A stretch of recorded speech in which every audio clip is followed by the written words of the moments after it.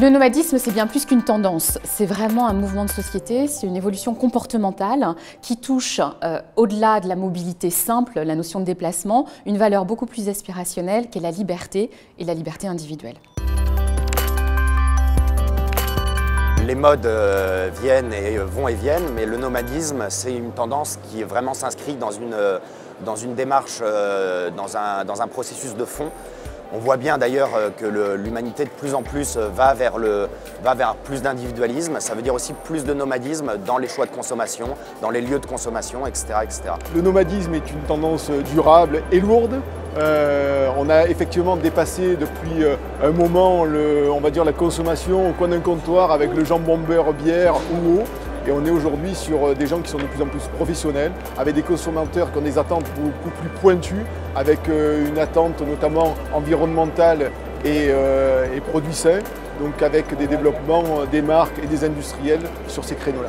C'est une tendance qui va prendre le dessus de plus en plus par rapport à une restauration assise traditionnellement existante il y a encore 10 ans.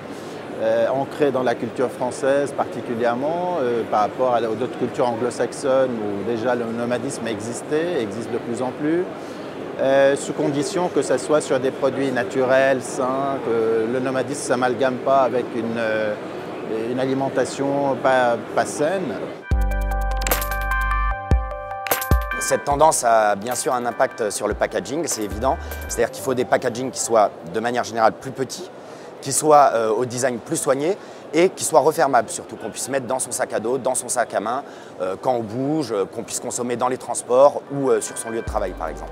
On a également choisi un packaging, donc on a ici dans les mains, avec un bouchon qui s'appelle le Dream Cap, qui facilite justement la consommation pour la vente à emporter. Pourquoi? Parce que le bouchon, il a un diamètre plus important, il est plus élevé, il est, si vous voulez, il s'adapte à la forme de la bouche et du nez, pour pouvoir consommer de manière nomade et aussi de manière durable. On a mis au point en fait un nouveau packaging, un petit berlingot 72 grammes avec une paille qui répond parfaitement à cette nécessité de propreté, de simplicité, de conservation saine, puisque ici on peut se conserver 8 heures hors froid pour un yaourt, ce qui est très intéressant.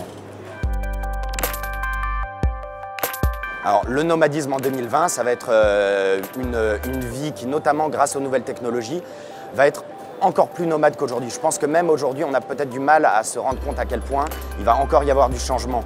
On est sur un marché qui va très vite, mais aujourd'hui, ce qu'on peut, on va dire, envisager, c'est effectivement une spécialisation des points de vente.